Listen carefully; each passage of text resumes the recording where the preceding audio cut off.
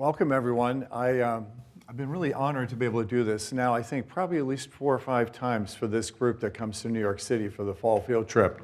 And also wanted to acknowledge some of my colleagues that we go way back, all of the friends here, certainly Tom and Roger, who was my mentor while I was here at Cornell. And got to actually TA for you, Jeffrey, a long time ago on a China project. So great to be here. I'll apologize in advance to you guys. You've seen some of these slides, and I've also taken a few out of Tom's book, so he'll feel right at home. But I want to start off just kind of as a preamble. The New York City field trip is really one of the opportunities that you have to really immerse yourself in a very broad array of opportunities, both in terms of the alumni that you'll get to meet, but also Victoria and Sophie have really brought together a very unique group of organizations for us to engage in.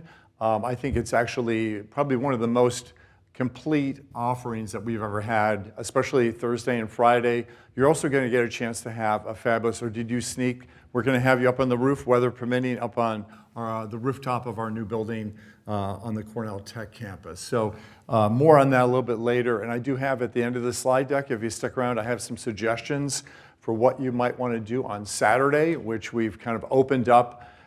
Instead of Tom and I used to force you out into different parts of New York City, you'll be able to kind of pick some opportunities for yourself. So let's kick off the Living Land Acknowledgement. The Gensler Family AAP NYC Center is located on the unceded homelands of the Lenape people. We offer this acknowledgement and recognition of the original people of this land, the Lenape, their resilience in the face of settler colonialism, and their deep connection to this place.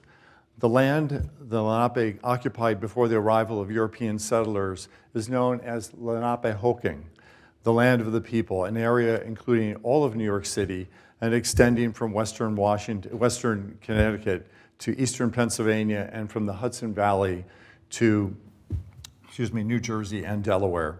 We acknowledge the painful history of Lenape dispossession and attempts of erasure, and honor the continuous connections of Lenape people, past and present, to these lands and waters.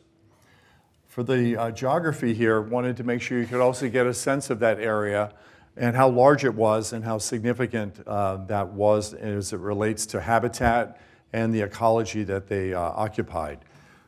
This also gives you a sense of the level of dispossession. The Lenape people have actually tried to reestablish a presence in New York City. If anyone's interested, there is an organization called the Lenape Center, which we've engaged and worked with them on this text. And you can see they are spread out into Ontario, Canada, Wisconsin, as well as in Oklahoma. So. But we're going to start our talk today just kind of giving you some context. This is really going back to the days of Henry Hudson and the exploration in 1609 with the discovery of the North River, now, of course, the Hudson. We always talk about New York City as being a city that was driven largely through its water resources and its connection. And I thought I would start off with some of the early maps. You can get a sense of how difficult it might have been to try to survey this terrain in the earliest days of the Dutch era. And you'll start to see a number of the names that still exist, places like Red Hook, Brooklyn, and other points along the way that have endured. And as you can imagine, from the Dutch to the English to the American phases of New York City's history, many of the names have changed. And especially as you move through parts of Lower Manhattan, the Lower East Side, they've gone through multiple times. So know that it's a culture that has shifted and, of course, been highly influenced by waves and waves of immigration, which I won't get into today, but maybe touch on a little bit. Here you can see a little bit better, a little bit more of an improved map, but of course, the estuary that we know as New York Harbor, the Hudson River, Long Island Sound, the East River, all incredibly rich, vital resources that really sustained the native peoples for thousands of years. And I'm going to show you some of the work of Eric Sanderson from the Mannahatta Project to give you a little bit of the imagery of some of the research that he's done with his colleagues to really try to, really understand at a deeper level the ecology that really drove the native peoples here. Here, of course, you can see an early drawing of the shoreline.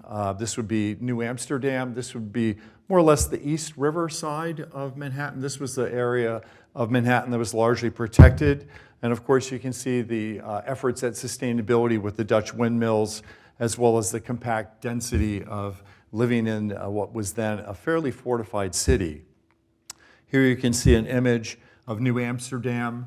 Our former offices at 26 Broadway are right there next to the bowling green. And let's see if the pointer actually is working.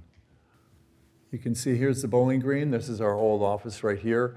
And of course, you can see the fortification, Fort Amsterdam, which eventually becomes today the Customs House. But you can also see some of the references to the way the Dutch handled water. You can see this is Broad Street. The New York Stock Exchange is roughly right about here. You can see Broad Street. If you do travel over that way, you'll see it's entirely demarcated in the pavement. You can actually see the boundaries as well as the historical markings of the development of this early canal. And of course, as ships got larger, we of course started to shift the direction from inward kind of excavations into much more of an intrusive exploration into all of our water bodies, which I'll show you some really good images of the formation of how the shorelines really did grow and how landfilling became a critical part of both New Amsterdam, but much more importantly to New York and its future maritime. Of course, you can also see the wall, which more or less represents the boundary of the hinterland, which would of course be where the native Lenape were. And this, of course, would be the kind of protection along the water's edge that provided New Amsterdam. A few more images just to give you a sense of kind of the early development on the East River side, which is here, right along here, this edge, and of course the Hudson here.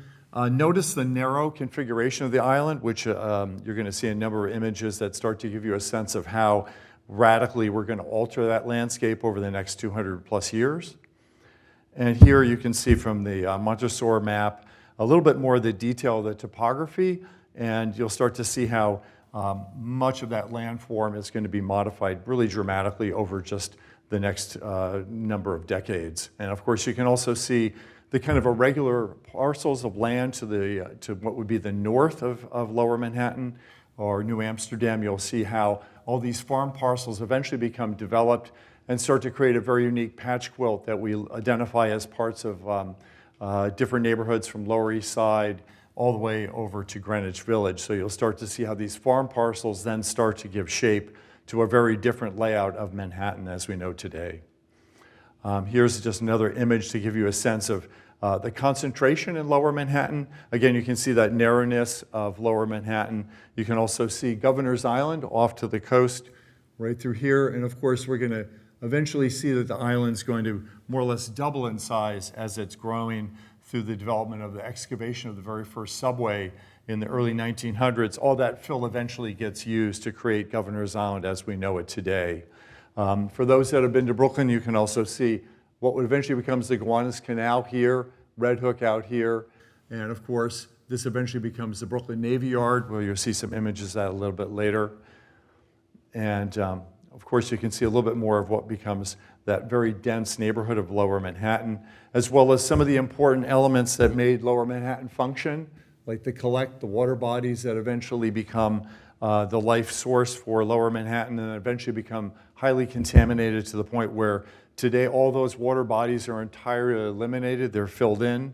If you go looking for them, you will not find them.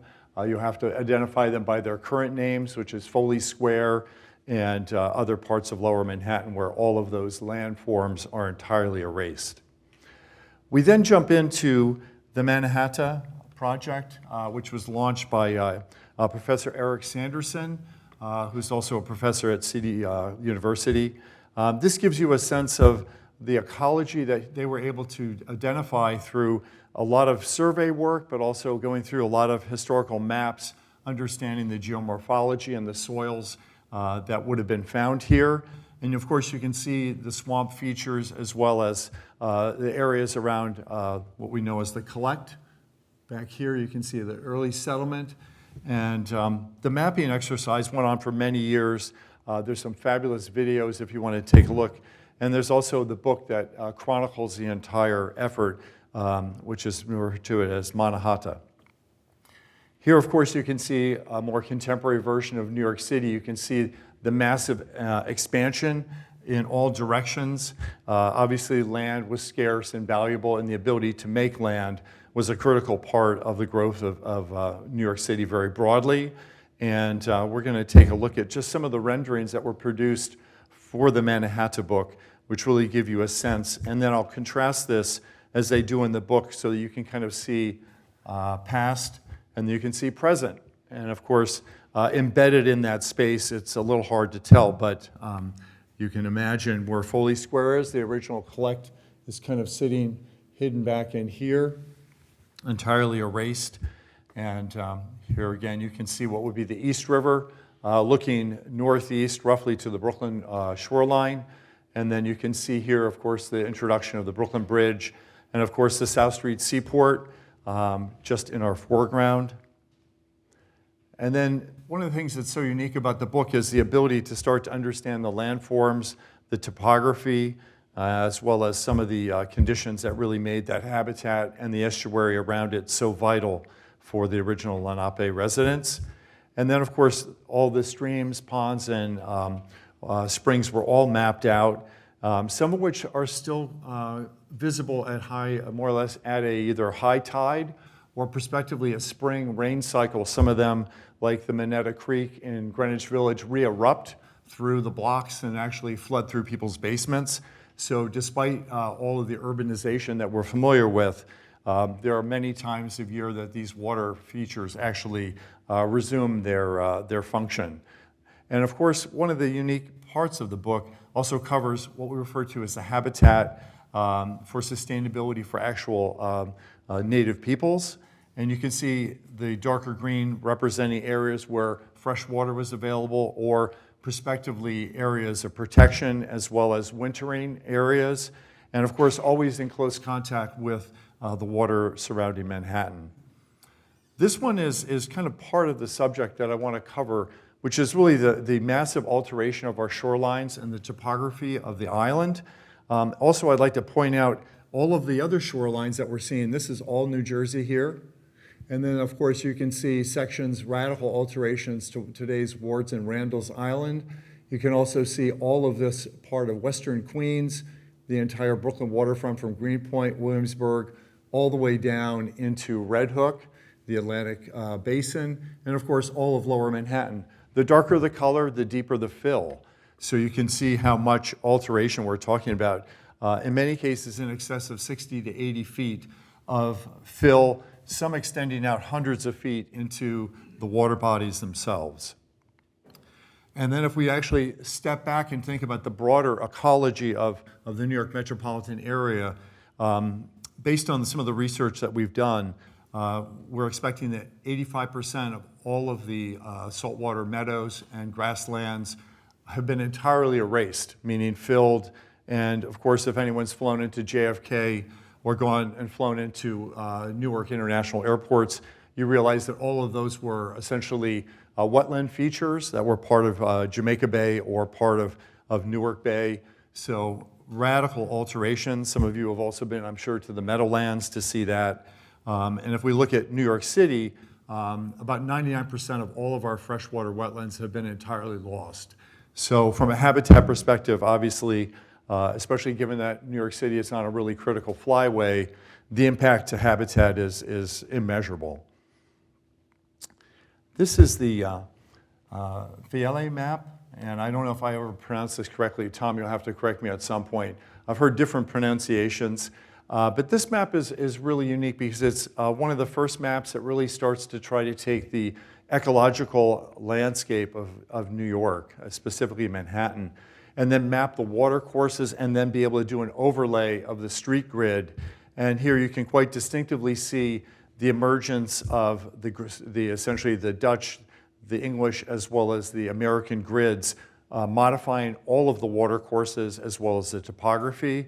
And then you can also start to see in that kind of beige tone the areas of large-scale landfill, as well as some of the external or the pier and wharf structures that are now starting to reach into the East River as well as the Hudson River A really critical map. It took over 20 years to be able to actually document this, and it's still used pretty widely. There's an extended part of the map that you can't see, but I know of many architects and engineers that still refer back to these as a way to kind of begin some of their building research to identify future problems or soils that would be unsuitable. This is coming directly from another book that we use quite a bit, The Lower Manhattan Plan by Carol Willis, the founder of the Skyscraper Museum in Lower Manhattan. Quite effective. This was a map that actually was developed roughly in 1966. And you can see the kind of, even into the 1960s, the idea of expanding into the watercourses was not something that we saw as really detrimental. Much of the west side did get built, not exactly in this formation. Eventually it does become Battery Park City. On the east side, that actual condition was never, oops, excuse me. Gotta get back one more. I want the clicker. There we go. But you can see along here, this edge actually was never completely filled in. But I'm going to show you some of the visions that are currently being developed by the city's Economic Development Corporation, the mayor's office, as well as in partnership with Cadis, one of the leading engineering firms that is really specializing in these kinds of maritime structures. There's a plan that I'll show you for how to actually start to think about protecting Lower Manhattan with something that was visually imagined back in the 1960s and is now coming back in for a major kind of discussion about the benefits of possibly filling in major portions of the East River. This just gives you kind of that idea of the expansion from Pearl Street, the original shoreline, going from Water Street, Front Street, and then all the way to South Street. You can see this kind of massive section of how Manhattan has grown out. And this is the area that kind of never got built. And you can see this was even a vision of submerging what would be the FDR Drive and being able to bury it and then being able to actually extend the public access directly over that and then right to the East River. This just gives you another view of that section. And of course, the World Trade Center does get built, as well as Battery Park City all get built and manifest. And this is just using a little bit of the diagrams similar to the VLA map that was produced in the 1860s. Eric Sanderson and his team more or less went back to the same time period, but then went one step further to give you a sense of the street grid. You can see Battery Park City to the west. So I'm going to learn to get this clicker right. And then here you can see the building footprints where you can actually see what eventually becomes Battery Park City, as well as the density of all of Lower Manhattan. Now this is really possible, and I'm not sure how many planning students and maybe some of the architects know what this is, but this is the device that is really critical to being able to do any of the work that we're talking about. This is essentially a marine bulkhead. This is the structure that you'll get familiar with. In New York City, most of our bulkheads are all landmarked now, and they're also controlled largely through the involvement of the Army Corps of Engineers, the EPA, as well as the state of New York. And they're also meant to be able to facilitate the development of pier structures that, as you think about the advent of shipping getting larger and larger, we're going to have to be able to resist those forces of nature, as well as the tides and storms, but also be able to really advance maritime construction, which I'm not going to get into today, but is a really fascinating subject of how innovation in structural design and maritime engineering was really critical to the New York City's success as becoming a great world port. This just gives you a little bit of that imagery of like how we're going to be able to use those bulkheads to be able to essentially build out major portions of the waterfront, the entire eastern shore of Staten Island, much of the whole area of Sunset Park, Red Hook, then the entire Brooklyn shoreline, all the way past the Navy Yard, and of course, almost all of Manhattan is eventually bulkheaded, so that natural shoreline that you would have had that would have created that wetland zone for habitat is essentially becoming a vertical wall. So again, another major impact. Besides losing the wetlands, we also start to articulate a very different form of hydrology and ecology in the East River as well as the Hudson. Here you can see this kind of advancement of how the primacy of port commercial development is now going to shape the entire perimeter of Manhattan in really dramatic ways. And some of this you can still see. Normally we get a chance, Tom and I usually get to do a little bit of a waterfront tour to kind of show you how the city has grown. Because in many cases you can see these are slips, these areas here.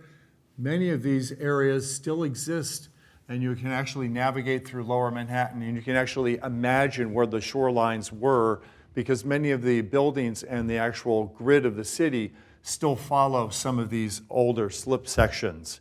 You also see that this is predating essentially our road tunnel system and our bridges, because we're also going to be having a whole series of ferry landings, because of course the connection to New Jersey is vital for essentially labor, as well as the ability to get goods and commerce from New Jersey, where all the rail lines are terminating, to be able to then get people and commerce across the Hudson. That entire shoreline becomes radically altered. And of course, it's further altered because the southernmost terminus of the Erie Canal lands in Brooklyn at a place called the Erie Basin.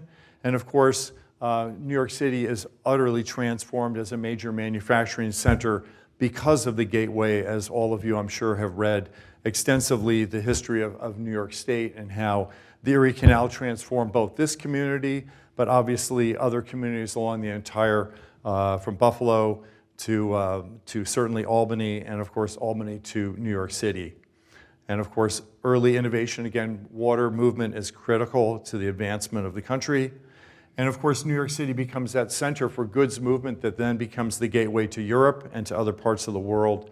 And of course, the manufacturing and the whole commerce all kind of more or less are manifest along the shorelines and then directly upland for warehousing, all the different types of activities that would be required for both exchanging of money, which eventually becomes part of Wall Street and the whole system of counting houses. And of course, all of the sailing vessels, everything from manufacturing, shipbuilding, repair, as well as all the labor required to really make it work. So in this image from Currier and Ives, they did more than just Christmas cards. They did maps. For all of you that have not become familiar with the legacy of Professor John Reps, also known as Mr. Map, I still believe that is Michael Tomlin in the house? I don't know, but we still, I believe, have an enormous repository of all these pictorial maps of major US cities as well as global cities. And of course, at this time, we have the arrival of vast waves of immigrants coming to New York City, becomes the point of arrival for just essentially millions of foreign-born residents. And of course, from Tom's book, just giving you the sense of that density. This was Tom's, one of his early books, The Cities from the Sky.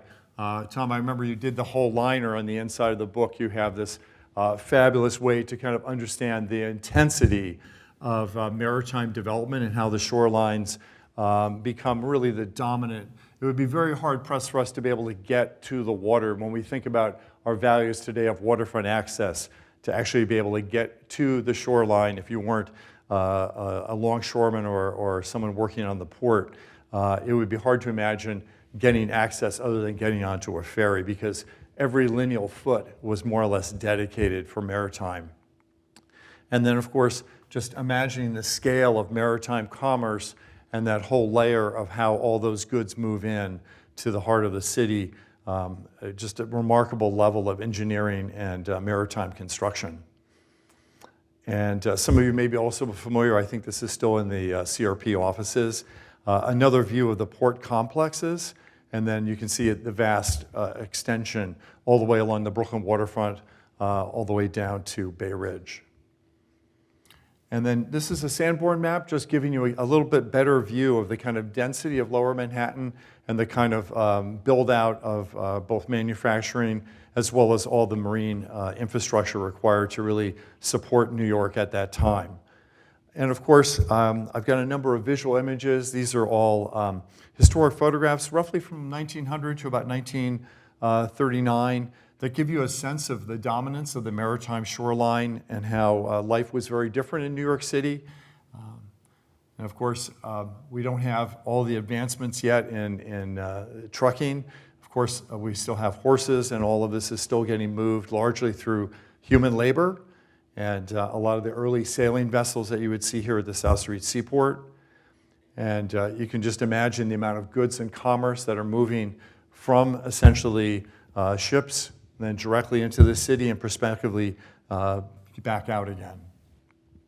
Here you can see the Brooklyn Bridge looking eastward to downtown Brooklyn, the scale of the city and the South Street Seaport, and you can just see the density. And of course, just giving you a little bit more of a sense of the scale of the vessels, still rather modest, very modest by where we're going. Here you can see the city still in the early days where all of the piers essentially dominating the entire shoreline. And of course, a lot of labor to do all of that. And now you can start to see kind of the encroachment of some of the buildings that are starting to create the financial district.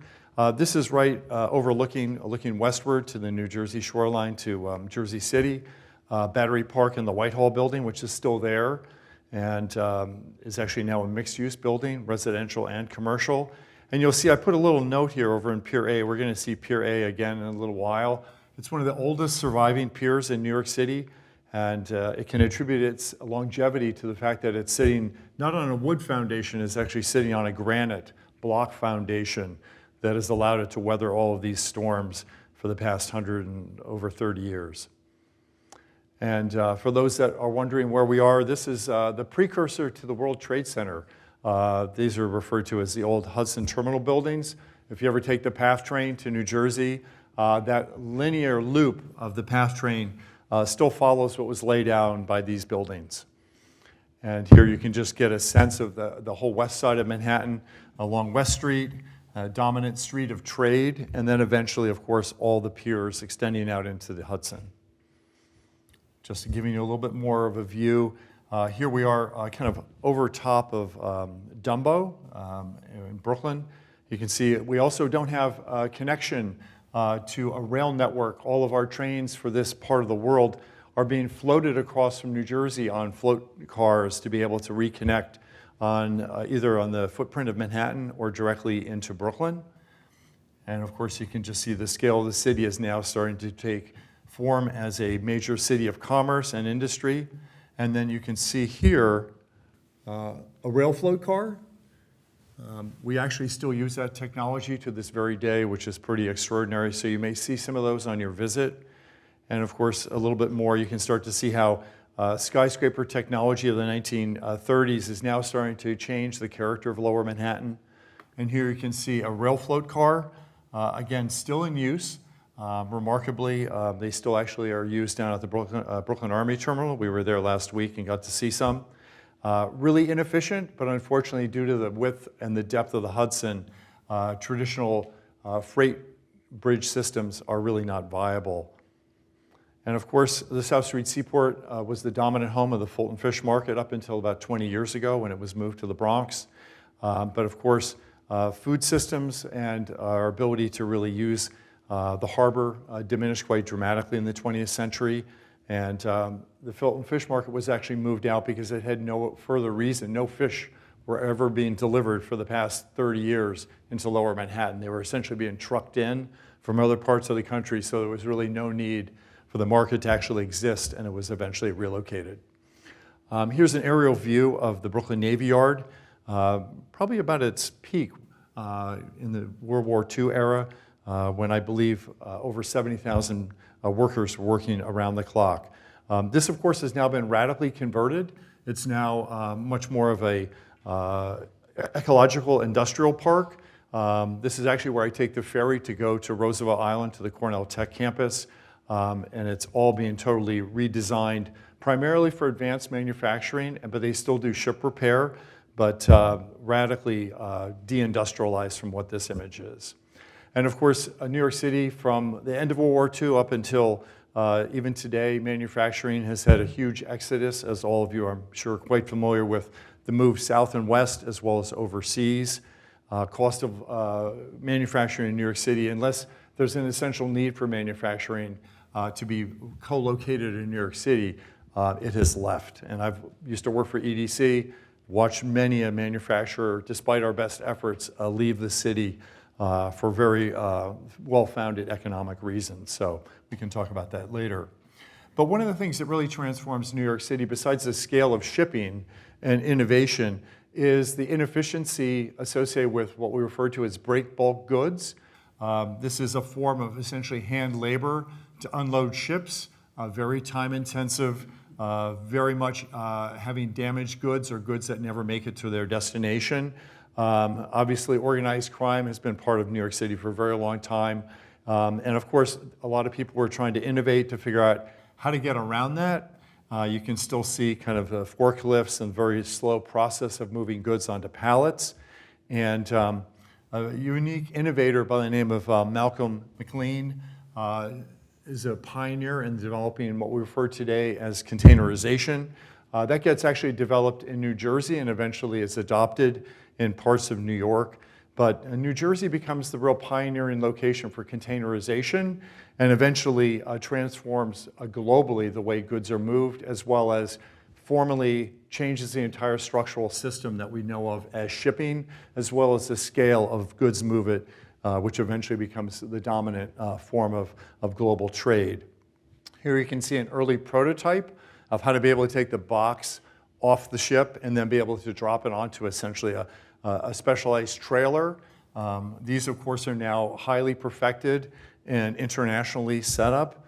And of course, here you can see this was an image on a tour that we did back in 2023 in the Port of Newark. For those that are really interested in maritime or goods movement logistics, there are some fabulous tours that happen in New York City where you can actually get up pretty close to see how these systems work. And just understand the scale of one of these container ships. It can easily carry 20 to 25,000 containers on it on a given voyage. You can also track these ships worldwide on your phone.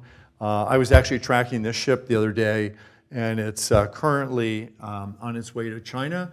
It's actually just south of Malaysia, so it's making its way. I think it's going to get there on the 16th. So if you're curious about following these things, they are going on. This one happened to be one of the largest ones. It was just coming in. You can see it's still kind of a light load. It's actually offloaded to be able to get into the Port of Newark, to be able to get through the draft.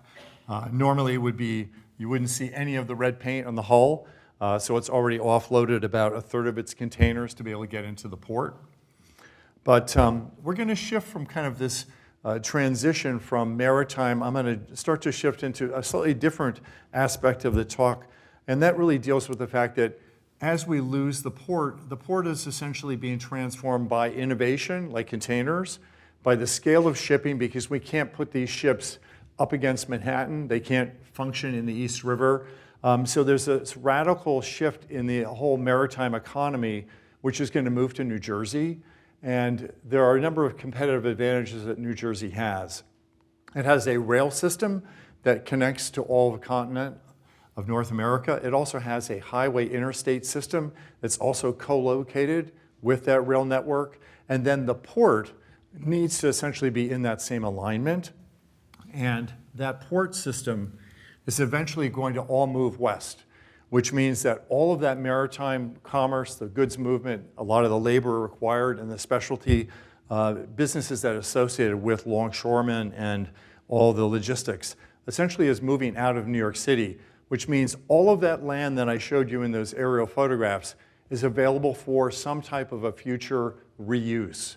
And it takes New York City a number of decades to really deal with the fact that much of our port infrastructure is in decay. When I worked for EDC, we would go through month after month where we would have a pier collapse, or a section of the bulkhead would fail, or some other maritime infrastructure would actually be left to be abandoned. So if you're looking for a lot of those piers, largely many of them are gone. And with the advent of the Clean Water Act and the requirements for New York City to really deal with its waste, the water quality in the Hudson and the East River are swimmable at different times of the year. They're that good. But the water quality has also brought back the habitat which is essentially living on those old piers, those old wooden systems. That's what was leading to the actual collapse of a lot of the pier infrastructure that we saw during the 1990s. And in many cases, that land took us a long time to actually rezone, to re-envision it. And that's really been the cause of a lot of people that wanted open space and access to the waterfront that have been pushing for many decades to kind of reestablish our connection to the water. And that's really been, I would say, a major impact going now for at least 50 years. And Roger can correct me about how some of the earliest projects, but I can certainly, growing up in the New York metro area, seeing major new waterfront projects that took decades to build, but started a momentum that now today creates things like the Hudson River Park or the Brooklyn Bridge Park. So on your travels next week, you'll get a chance to see the radically altered shorelines that now are really available for the public to use, which was not something that I think Tom or myself really had a lot of access to. Tom did over in Marine Park, I think, but for me over in the Jersey side, it wasn't very effective. But we're going to shift a little bit to kind of the next chapter in this story, and it really deals with Superstorm Sandy, and it really deals with the fact that our maritime legacy was really built at a datum that we thought was always going to be permanent, meaning when we filled those lands in, we filled at a certain elevation that met the needs for shipping and movement of goods on the water. But when we start talking about climate change, we start to talk about an exposure and a level of risk that really became quite obvious.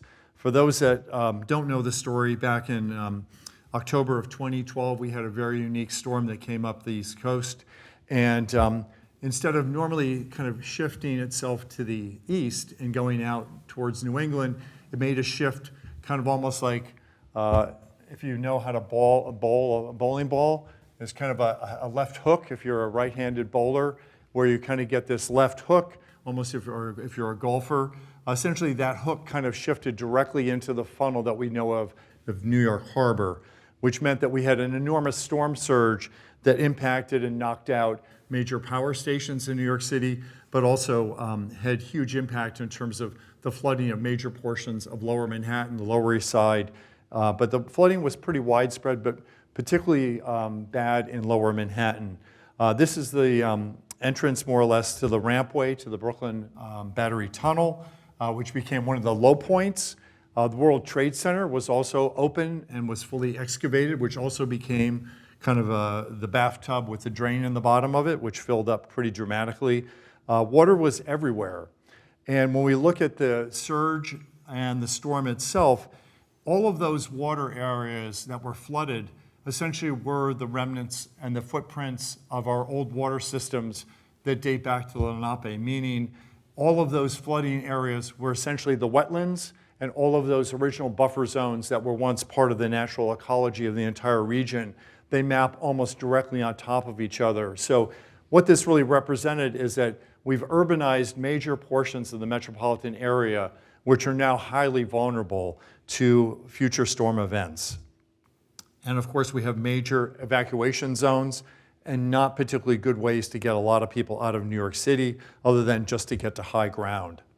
But you can see when we look at the history of high water events, especially in Lower Manhattan, you notice that when you look at the tides, the tide contribution, it's kind of in the middle of the average there. And you can even see that the higher water attributed to sea level rise is growing, but it's really that storm surge where essentially the hurricane really drove the water directly into this kind of funneling into New York Harbor is really what had the huge impact. That was something we had not really experienced at the level of that kind of impact before.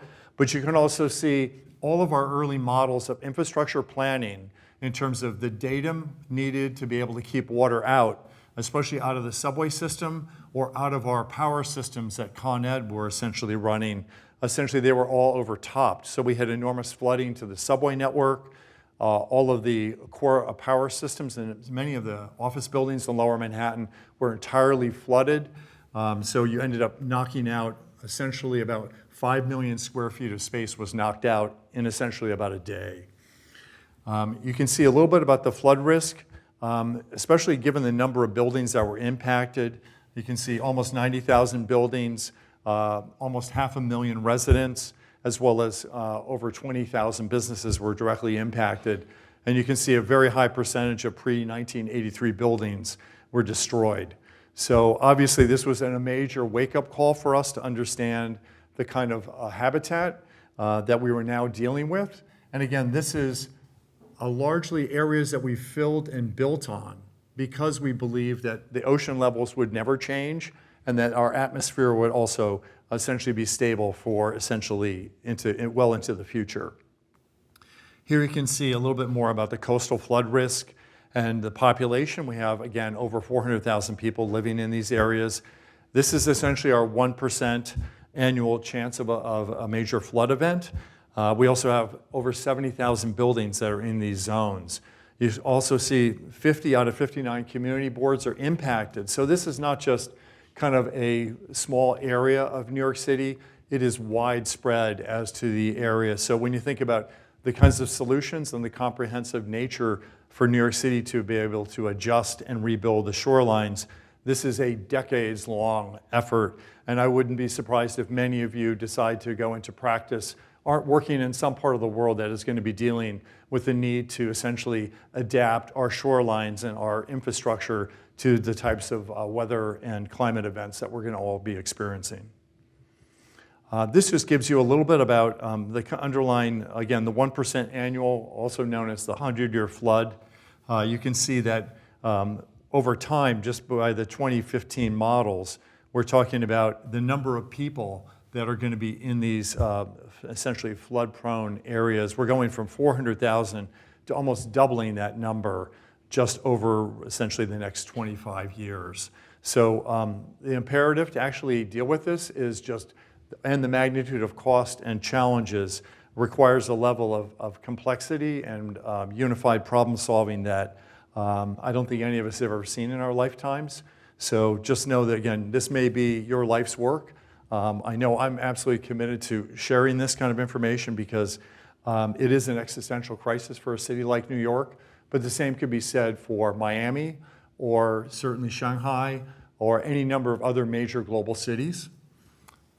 This just gives you a little bit more about some of the sea level rise and the regular daily tidal flooding. I'm sure some of you have seen pictures in New York City, especially out in the Rockaways, or in, say, like Miami, Florida, where they have what we refer to as daylight flooding, where it's just normal tide cycles where flooding is happening without a storm event happening. But just let me take a moment just to kind of touch upon kind of where New York City is with its strategy. The first, of course, is to try to make sure that residents and businesses are prepared. In many cases, those communities are really essential because they become the first responders in a major climate event. But also when we think about the infrastructure that we need to essentially protect and start to amend is also vital. And of course, there's the ability to retrofit a lot of our buildings to be able to deal with that. We see a lot of that now in Lower Manhattan, where individual buildings are retrofitting and putting their own floodgates and flood doors onto the buildings. Our new home, Cornell Tech, we're in the Tata Innovation Center, is actually in a flood zone. And the entire first floor of the building has entirely been built out with flood doors so that everything can be turned off, closed up, and the building can then restore services after the event has passed. So we know that the engineering is available and the designs are all there. And I'll show you some images in Lower Manhattan of some of the buildings that are already adapting to that. And then, of course, the big investment is how do we actually deal with the shoreline, and meaning how do we actually deal with coastal protection? Because some of those are the toughest projects in terms of financing, environmental review, as well as getting public support to be able to amend the shorelines becomes intensely political. We've seen this happen on the Lower East Side with the East River Coastal Resiliency Project. They actually had to have their whole East River Park entirely torn out to rebuild, to be able to make it essentially resilient well into the future. That was a really difficult multi-year battle that happened under Mayor de Blasio as well as a lot of the commissioners. That's the same thing that's going to happen at Battery Park City, where an entire beautiful landscape of Wagner Park was entirely removed to start over so that we could actually build that kind of resilient shoreline. So know that these are expensive, but they're also politically fraught because of our legacy of how we become attached to really meaningful and long-lasted kind of public open spaces. But from a planning perspective, also the city, especially through the work of Michael Morella and others at the Department of City Planning, they're also having to deal with the idea around how do we change our land use models, meaning our densities, our land use areas which are suitable, that really start to factor in risk as it relates to where density should happen.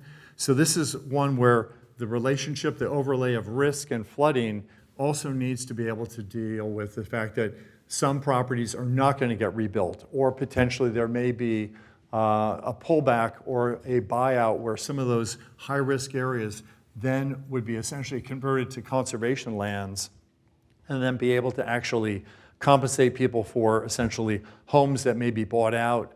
So there is a lot of planning work being done right now in parts of Brooklyn as well as in Staten Island to anticipate where are we going to incentivize the right density around transit and start to move certain populations out.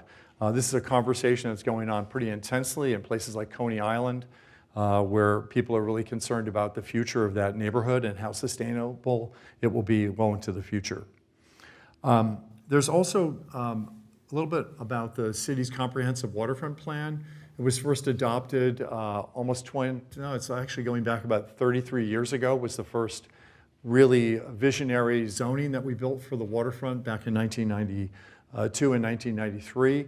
And now we have a requirement that every 10 years we come back and we revisit the core elements of our waterfront. And this is required by the city's charter and the regulations. And it also is based on a lot of community engagement. This process they also did in the middle of COVID, which was quite remarkable. They held a lot of online sessions. They were able to, it was originally meant to be issued in 2020. Of course, that wasn't possible. But they were able to really advance this plan around these critical topic areas, really dealing first and foremost on climate resiliency and adaptation. The second on waterfront public access, another core element of our zoning. And then economic opportunity to still maintain some level of maritime and other activities on the shorelines. And then, of course, water quality and natural resources. We realize that we have lost so much of our habitat that any places that we can restore that, those become critical parts of our vision for how to design a resilient shoreline. And you'll see a little bit of that on your visit. And then, of course, we have brought back ferries. Just since 2017, there's been a huge investment in New York City's infrastructure to support. Give me a second. Catch my breath.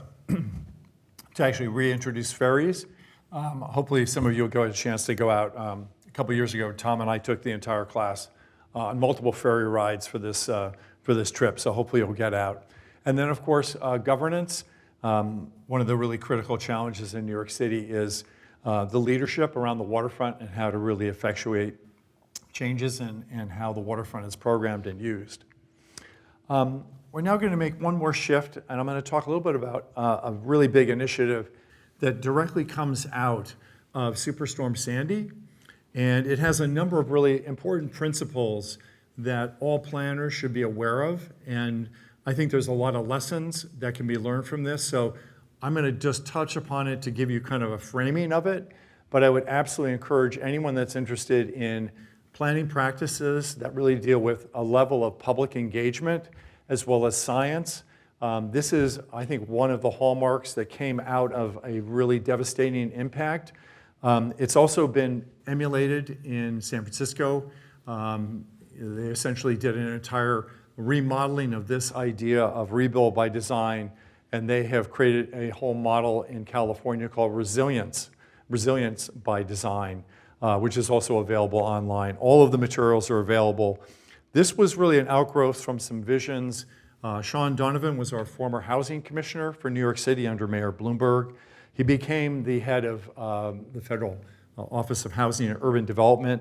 And in partnership with the Rockefeller Foundation, they came forward with the idea that they wanted to create a unique challenge to be able to invite globally some of the best engineers and architects to work on solving this climate adaptation problem. And they made a requirement where you could not just go out and do a design proposal.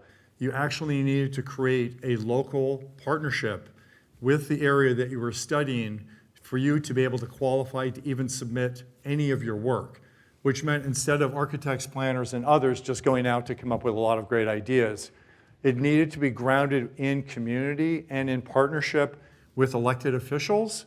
And that was a really unique change in the way they structured this. So in this very difficult diagram, which I'll make sure you guys have hard copies of, they really adapted this idea that we're going to essentially open up this effort globally to the best minds ever. And that means engineers, architects, other planners, other environmental folks, ecologists, all kinds of other data scientists. Open up the door to them, bring them in with the community, and then be able to actually focus on research, grounding all of their efforts with a firm understanding of the science of place, of the community's needs, of its trends, as well as some of its inherent risks. So they're essentially doing the deep research first, and then take all of that into a very iterative model where they're then going to work through elements of design to really understand how can we start to solve various problems, and iteratively then sharing that with other experts within their teams, but also external experts as well as the public. In this model, they're trying to make sure that there is not the urgency of just producing a final report, but the time allotted. So these were major projects. There were over a dozen of them that were done. I believe Claire Weiss is a visiting studio leader for one of the option studios in architecture.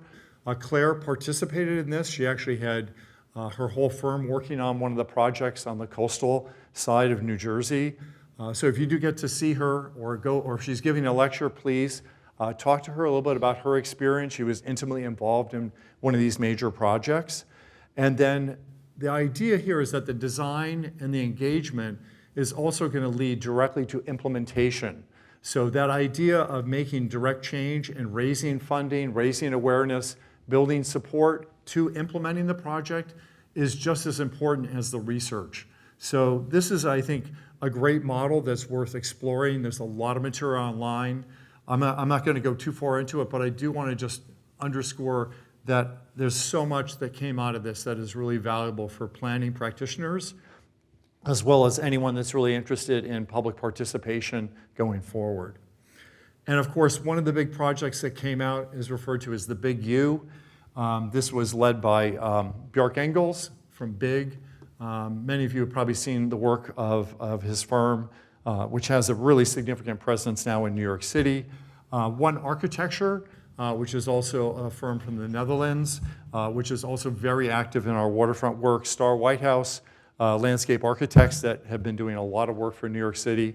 And then they brought in a whole range of other architects and engineers, Arcadis, James Lima, and others. So this was part of a structure that they really wanted to envision a way to protect Lower Manhattan from the east side, from essentially the UN, all the way around to essentially 59th Street on the west side, which is the very beginning of some of the park infrastructure for Hudson River. So this just gives you a little bit of the kind of imagery. These were really compelling. These came out in 2014 and in 2015. And this project is now being partially built in phases. The underlying idea here is to be able to essentially work with each of the reaches or the different types of shoreline that we have.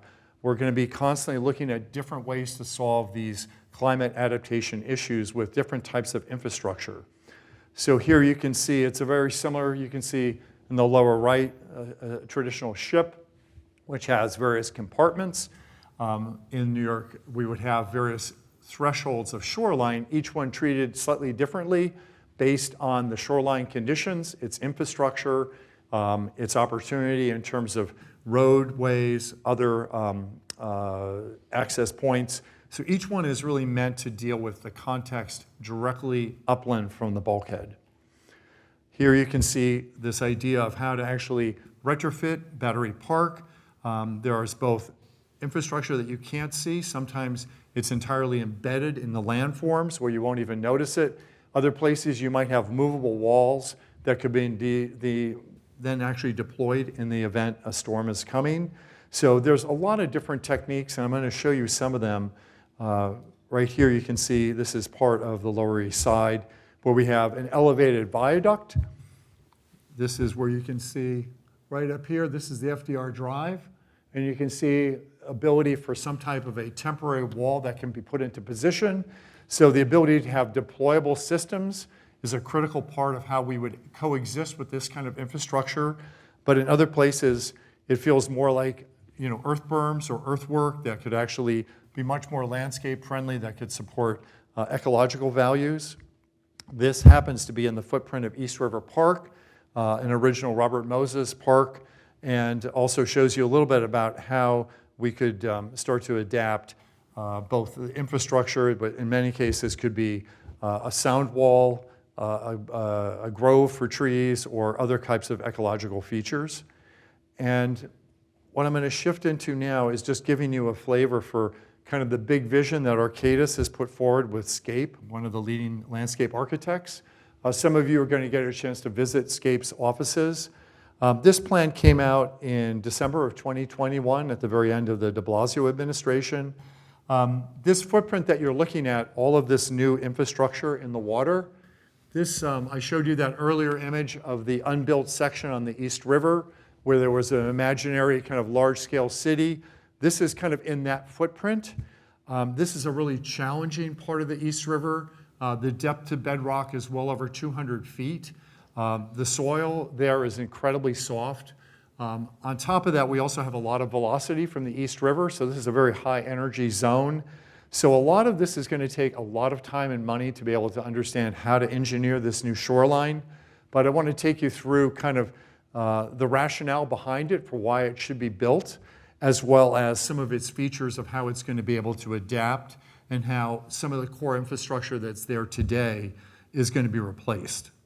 So if we think about the different segments or compartments of the Lower Manhattan or the Big U, you can start to see the various segments that will all be designed in a certain stage.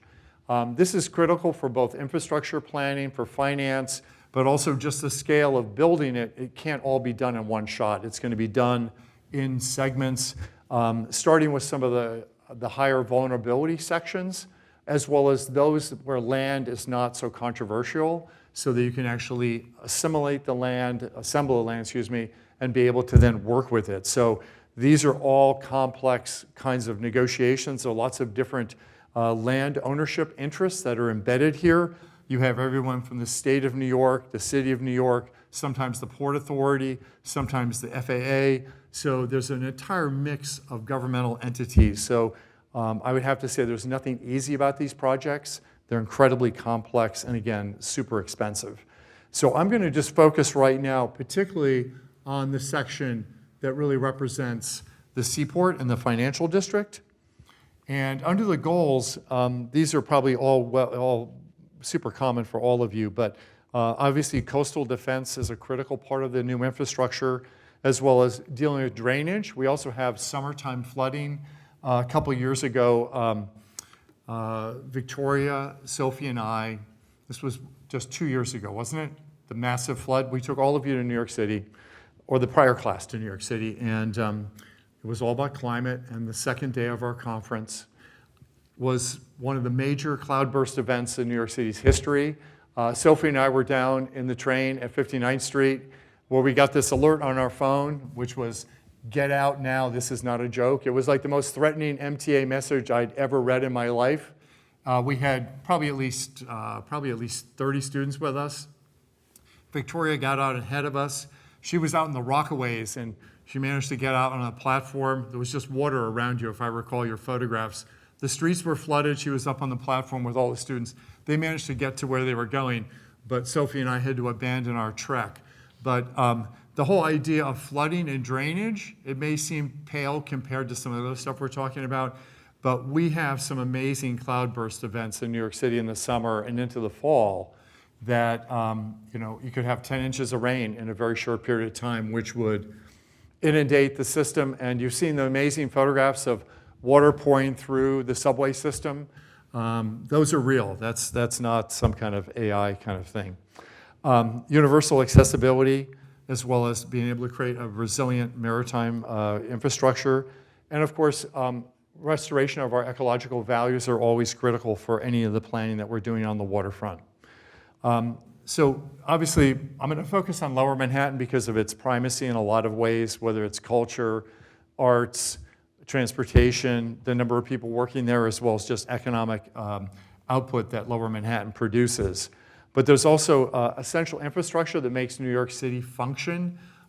Many of our most significant rail lines, meaning our subway network, all flows directly through Lower Manhattan, as well as a lot of our other critical infrastructure that ties to other parts of New York City. And of course, by the numbers, you can see 14 subway lines, 17 ferries, 500,000 commuters, as well as almost 300,000 workers. So obviously, there's a need to spend the kind of investment that we're talking about to be able to protect Lower Manhattan is easily justified. You can also see that Lower Manhattan's incredibly flood-prone. And of course, we also have stormwater flooding that's obvious to everyone. And then, of course, our future high tides are going to be even more problematic as time goes on. And then one of the issues we talked about, the idea of the bulkhead earlier. These bulkheads were all built at different datums, at different high points. So you can see that there's different vulnerabilities that need to be solved in the new designs of these shoreline adaptations. And in this diagram, you can see from the Lower East Side, where the Two Bridges community, their bulkheads are at 7 feet, okay? We know that the tide cycles were over 13 feet. So you can imagine there's 6 feet of water right on the shoreline, directly on the streets adjacent to their community. So we have this very irregular development pattern that's happened over the past 150 years. So again, we're going to need to be able to resolve this kind of datum issue to be able to deal with flooding. Here you can see future flood cycles. This is looking at 2015 all the way to 2100. Again, no joke, this is a really vital, there's literally about 10 million square feet of office space right in this corridor. You can also see a lot of open space, historic buildings, as well as other critical assets that are in that area. And then you can see we've not been just kind of sitting around. There's a whole series of different resilience projects that have already been initiated, some that are complete. Some of the easiest ones are already done, but there's still so much more that needs to be done. And this just gives you a sense of the magnitude of the planning associated with what the shorelines are going to have to adapt to. You can see current datum anywhere from 4 to 8 feet at the elevation at the bulkhead, existing waterfront. And then you can see just to be able to anticipate, for the next 100 years, we need to be able to adapt that by 3 to 5 feet minimum. And then if we're thinking beyond that, we're talking about major storm events to be able to deal with something that's more like getting to 15 to 18 feet of additional height. So this is a really radical shift in just understanding how New York City deals with its waterfront. And from a design perspective, really significantly challenging to imagine how would we deploy something that would be temporary, or how would we re-engineer the entire shoreline. This is similar to what I think if you look back at the history of the Netherlands and the flooding that they have gone through, how they've had to essentially deal with the fact that some of the major cities like Amsterdam, portions of it are below sea level. We're kind of being brought into that same kind of paradigm, anticipating how New York City is going to adapt, and of course a lot of other major global cities. Here are some of the ways that the shoreline could be modified. Traditional earth berms or flood walls that come up, as well as imagining some of this being designed into buildings themselves, where the building could adapt and be able to handle that transition, as well as deployable floodgates, which are now being used in portions of New York City, and I'll give you an example of one in a few minutes. This is kind of the kind of shoreline extension that the Seaport Master Plan is envisioning. Again, this is one where a huge amount of fill would be put into the East River, as well as be able to deal with essentially getting up to about 23 feet. So this is a really radical alteration of the shoreline, which I would say, having done some of the permits required for these kinds of projects, these are really, really difficult. I'm not even certain the federal government would even adopt and issue a permit for this because of just the nature of how invasive this is into the water body. My sense is it'll probably get altered where the FDR highway gets entirely taken out and an entirely different kind of infrastructure that's much more land-based versus solving the problem by filling into the water, I think is really what's going to be the end product of this effort. But right now, this is the standing plan that the city has issued. And you can see it has a number of issues associated with how do we get public access to the water? How do we actually use this resource? So you can see from an open space circulation planning perspective, you can see that there's a couple of different ways you can do this to still meet slope standards for ADA, but also ways to use buildings or deployable flood walls or floodgates to also be able to produce a more satisfactory experience that's more like what we have today. This is the current infrastructure that's there. We have Pier 17, 15, 16, the ferry landing, the heliport, as well as some really important ferry buildings. This is a re-envisioning of that where the whole bulkhead into the water is being expanded. And you can see there's kind of a reestablishment of a new ferry terminal building, and then being able to start to create this kind of new earthwork that's going to become part of the flood defense system. It also allows for this continuous edge, so you have a new datum that's going to protect Lower Manhattan and eventually carry on all the way up the west side. This gives you kind of a rendered view of how this would potentially look. What's important to understand is there's water level features, meaning you can see some of the buffer areas in green. This represents a kind of a flood resilient shoreline that kind of mitigates some of the wave action. But then you can see a really significant amount of fill here, and then these elevated walkways. But then you'll also see some sections where areas will flood and be able to then withstand that flood effort. So here we are on a beautifully sunny summer day. And then here's how you can see how it adapts to the ability to then be flood resilient, where it's protecting Lower Manhattan, but it's also allowing its park infrastructure, portions of it to go underwater, and other things that can then be cleaned up and restored and put back into service fairly quickly. So I'll jump back in there so you can see a little bit of how this functions. So you can see the outboard water walkway will entirely go underwater and then become part of kind of a surge barrier.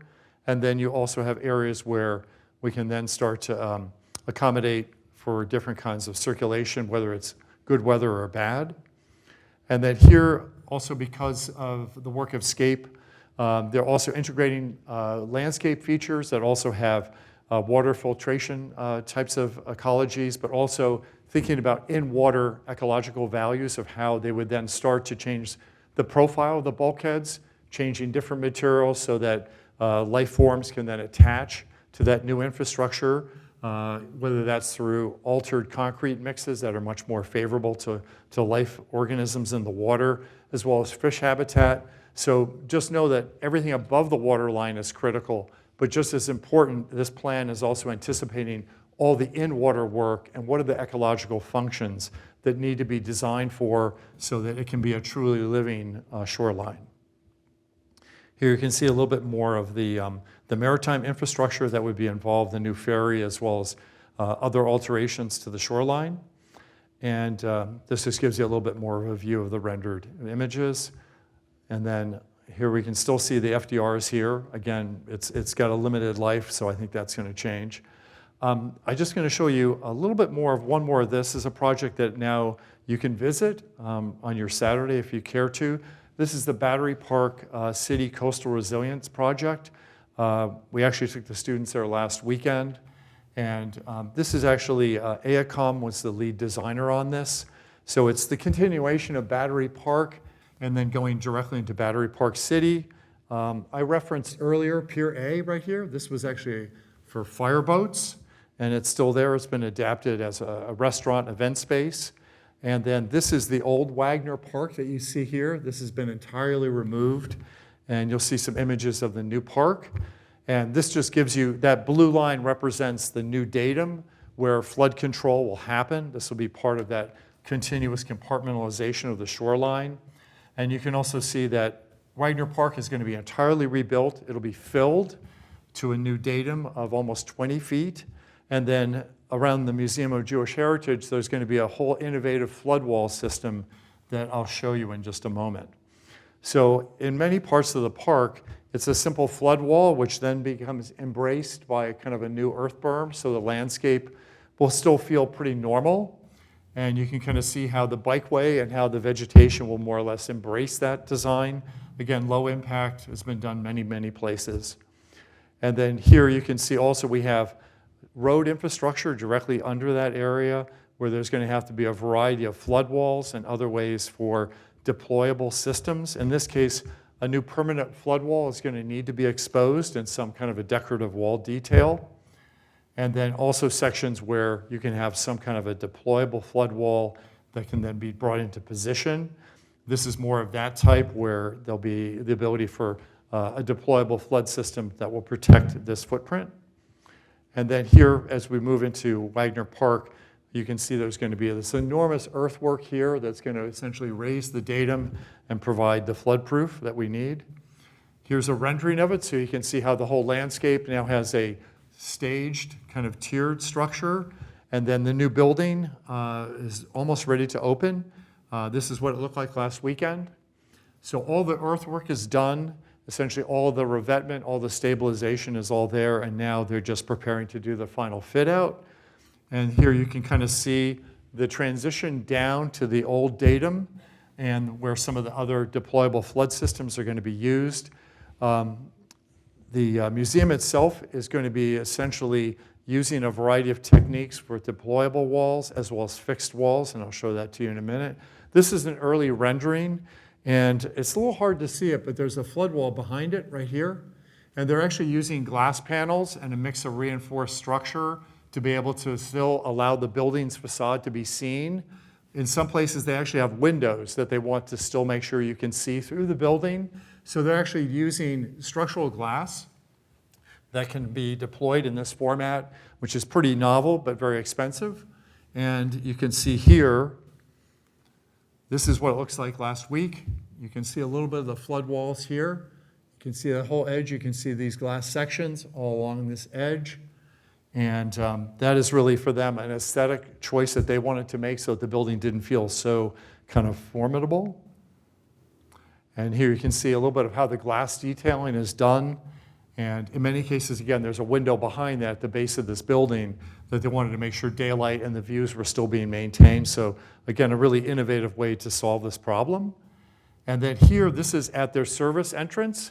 This is a flood wall that has been deployed and is being tested. And you can see where it's propped up. And then here you can see how it's been designed. Again, a lot of stainless hardware, galvanized metals, very heavy construction, pretty expensive installation. But right now they're in that flood testing modality. So I'm going to shift away from a little bit of a couple of things. This is more for your thought process for when you're coming to New York. We have the brand new New York Climate Exchange, which is the new initiative that the mayor has put forward. This is going to be a new research institution. It's being largely led by Stony Brook with a consortium of both public and private partners. They're going to be building a brand new headquarters on Governor's Island. Oops, again, I really jumped through there. Sorry about that, the buttons. So that's the new building here that's being proposed. I definitely encourage you to go out. They're going to be holding a lot of events here over the next few weeks as part of Climate Week. But the Climate Exchange is really important as a, I would say, a clearinghouse for a lot of innovation as well as research going forward. So please take a look at their website. I'm a member of the Waterfront Alliance as well as a trustee on their board of directors. They also have a really excellent website with a lot of content on education, maritime policies, as well as a lot on education around climate, as well as design. They're also going to be hosting a number of events online as part of Climate Week.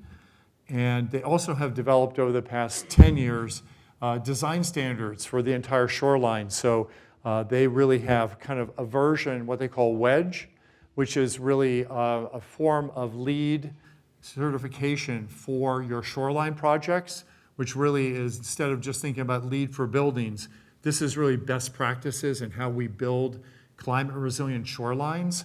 And they have an entire system, and they would also provide training. So if anyone's really interested in this type of topic, you can get certified as a wedge professional, which is being used now in New York State, but also in Florida and other parts of the West. But about Climate Week, it's coming quickly. This is obviously co-located, co-timed, I should say, with the UN and all of the activities that the UN is promoting. Just hundreds of events that will be happening. I have put together on these next slides the events that are happening on Saturday, the day that theoretically, correct me if I'm wrong, Victoria, they have an open day. So I just put together a number of different things that are happening. I am definitely going to lead a group. I'm volunteering right now to take people to see this exhibition. It's a pop-up exhibition based on the FIDI South Street Seaport plan that I just showed you. So I'll definitely be taking a group on Saturday to see this pop-up. It's actually going to be ready in just, I think, in a couple of days. It's opening up on the 15th. So I'll get a sneak preview of it. And then a little later in that day, I'm definitely going to take anybody that wants to. We're going to do the East Side Resilience. So I'll definitely take people out so we can take a look at that. And I know some other folks in AAP are going to be over at Domino Park, which is also a new kind of post-industrial waterfront park. So we'll have a directory of things for you guys to consider. But these are three right here. There's also issues on health and climate, as well as different volunteer events that people are doing. There's also issues on different tours that you can have, musical events, different issues around youth engagement on climate, as well as habitat stories, as well as other types of things. So I've probably got at least a dozen in this portfolio for you to think about, and really excited to have you in New York City. I'm going to definitely take people there right after we do kind of Lower Manhattan. We'll work our way up on the ferry. We'll go over to East River Park. We'll get a chance to see the brand new resilience project there. And then if you care to, you can walk a little further north and see the brand new Solar One project, which just opened up a little while ago. This is all built around the issues of resilience and energy and sustainability. And then, of course, Pier 17 has been rebuilt over the past decade. It's now been elevated, has a number of really unique design features in it. And then over in Brooklyn, there's Brooklyn Bridge Park, which was designed by Michael Van Valkenburg. Has been open now for about almost 15 years. Has a number of really unique resilience strategies, as well as water filtration. You can see an image of it here. This is one of the early wetland restoration projects that was promoted. And of course, this is the old former Domino sugar refinery site, now been redesigned and is almost complete. We're just a few years away, but there's the fabulous new Domino Park. That is right here. And you can see some of the industrial elements that were there, some of the gantry cranes, a really welcome addition to the Williamsburg waterfront. And then a little further north, this is one of our favorites, the Hunters Point South project designed by SWA with Thomas Balsley. And also Weissman and Freddie contributed to this. This is a really, probably the premier resilience waterfront project that we have in New York City, and one of the real leaders in the field. So we have some time for some questions. How far did we run over time? You have 15 minutes. 15 minutes, that's great. Okay, great. And of course, that's our new home. So you can find me there, and let's do some Q&A. Yeah, and also, if you're a first year and you're here and you have any questions about going to New York City in the fall semester next year, Bob is the person you want to ask those questions to. So I just want you to start thinking about that ahead of time so you can plan your courses and think about yourself in that program. But just put your hand up and I'll pass a mic to you. Okay, awesome. Good afternoon, Bob. Thank you for your very informative and detailed presentation of New York City. As a native New Yorker myself from Queens, New York, I've really proud of the work that New York City is doing, looking forward in climate resiliency. As myself, who's very intrigued and interested in climate resiliency and has done work and research in inland flooding and how that has affected Black, Indigenous, and people of color across basement apartments in New York City. I was wondering, has New York City taken any initiatives or went through with any future ideas regarding inland flooding and resiliency? I know you mentioned about these cloudburst events happening and reoccurring. They keep on getting intense. As a native New Yorker myself, I'm very concerned about that. So yeah, we could do a whole semester just on inboard flooding. So the New York City Department of Environmental Protection, DEP, that produces 1 billion gallons of water every day for New York City and then treats it. They've been working on cloudburst studies now for the past 5 years. They've been working with a Dutch firm called Ramboll, and they are doing major studies right now in all of the worst neighborhoods, whether that be in Springfield Gardens near JFK, which is very flood prone, all the way to East Williamsburg and parts of Ridgewood, which are also very flood prone. So there's some very detailed work. Ramboll's been on this very consistently for the past at least 5 years. They've had a number of international exchanges to bring different leaders in the field of cloudburst studies into New York City. So if you're interested in that, I think we have Alan Cohn is also coming from DEP. I believe he's one of our featured speakers. So you'll get a chance to meet Alan. He's a graduate from the College of Human Ecology, but he's one of the water resource commissioners. So you'll get a chance to talk to him very specifically about what DEP is doing. But it's a very important topic. And if you've seen the flooding in parts of Red Hook or in the Gowanus, it's really, really significant. So thank you so much. You're welcome. Rob. Hi, hello. I'm Upasna. I'm a first-year MRP student. Thank you for this presentation, first of all. So my question is regarding the coastal flood resiliency strategy that you mentioned about. You mentioned that governance, like in a city as big as New York, it's a challenge, and there are so many projects that are going on. So I just wanted to ask you to tell a little bit about what has worked in aligning the different governing bodies because of how big the area is in which the projects are taking place. And also one part about, you talked about the residents being prepared at an individual level. So how is that taking place? What is happening on that scale? Yeah. So the governance part is probably the hardest because usually in New York City, city agencies have a real culture of how they work together because of our environmental review procedures. They're used to working with each other. But it's not always really easy when the governor and the mayor have to collaborate on a project. Usually one of them wants to be the lead, and usually the person with the money gets to lead it. So there's sometimes other power politics that go on, and there's legendary stories of mayors and governors that don't get along. But I would say that when we see governance that works well, I would say look to the work of Mayor Mike Bloomberg. Because of his way of viewing the world analytically through data, everything under the leadership, he was the mayor for 12 years. The data-centric model of reporting and having centralized systems for information sharing, as well as regular annual reporting, you can go online and you can see a lot of the legacy from 2003 to 2013. You can see all of these major annual reports about documenting work that was done, what level of progress, as well as what wasn't working. That level of transparency and governance, I think, is something that New York City is trying to always maintain. But I think it's one of the hallmarks of kind of accountability, as well as being able to really engage with the community to show the impact of the results of major financial investments by New York City residents, but also other major parties involved, whether it's the federal government or the state. But that level of transparency, I think, is always critical. But also the jurisdictional aspects of who is going to lead, say, a community engagement process is just as important as the money or the politics.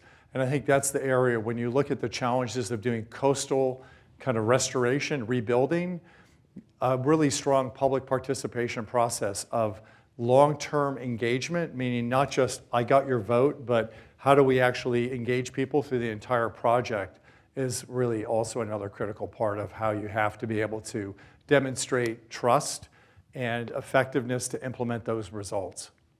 So there was the second part? About the residents, like the individual preparation. Oh, yeah, yeah. So, I think there are a couple of really important lessons that were learned from Sandy. The Red Hook community and the communities in the Rockaways realized that they were really on their own because they were just cut off. And they actually started to create their own collectives where everyone brought resources to bear. They created their own Wi-Fi network in Red Hook because the power was out, but they managed through some very resourceful people to figure out how to communicate with one another. So they actually started to create an alliance of people that were going, we're not going to wait for someone else to help us. We are going to do self-help. So they did similar things in the Rockaways. So that legacy of people feeling that they need to be the first responders and they need to have systems that work for them that they control was something that was really kind of accidental, unexpected, but had huge public benefits. So, there's definitely some things I can point you to if you want to look at that kind of level of community-based DIY would be something that would maybe be worth your time. I think I might be next, Bob. Oh, there you are, Richard. I didn't see you over there. Great to see you. Great to be here. Two questions. Before the questions, though, I think you should have brought in block letters and given everyone the comment you just made in response. The agency that has the most money is going to determine most of the outcomes, and that's true at government levels everywhere. Two questions. One was you had this fascinating slide about manufacturing jobs in New York City, the enormous decline. I guess it started during World War II, which Yes. might have been a peak. But the slide ended in 2007. And so my first question is, what's the record since then? Has there been an increase or is it a continued decline? A good friend of yours is Andrew Genn, who's a graduate of our undergraduate program. He's been working, as you know, for years on encouraging industry to come back to the waterfront of New York City. But what has been the record since 2007? Yeah. So Richard, it's been more or less stable, and the reason for that is through a lot of procurement. As you know, the city and the state and others, the federal government, have been much more focused on making sure that if you're procuring services from a contractor, whether it's for the MTA, subway cars, or other types of infrastructure, they're requiring that those jobs be done in New York City. The DEP does that with some of their procurement for everything from water meters to different types of services. But are those manufacturing jobs? These are, in many cases, they're more associated with typically servicing, repairing.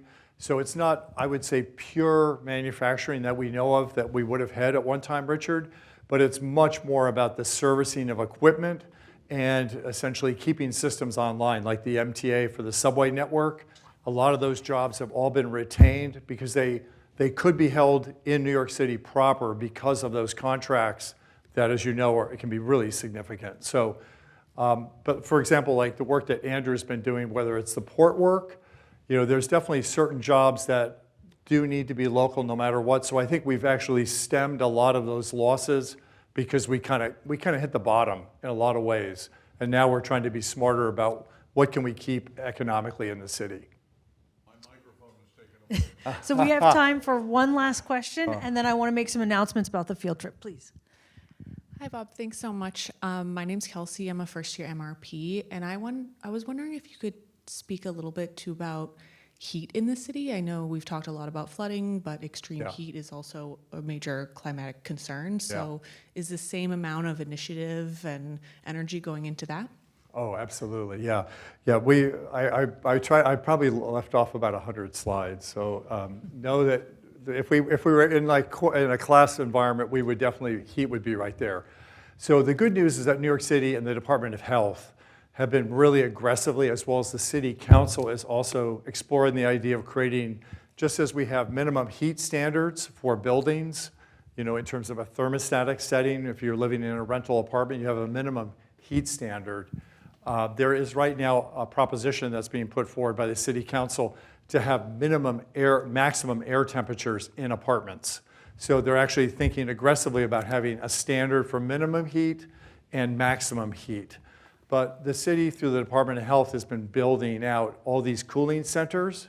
So almost every different district of New York City now has a library, a community center, or a school where there is essentially a refuge where people can get to.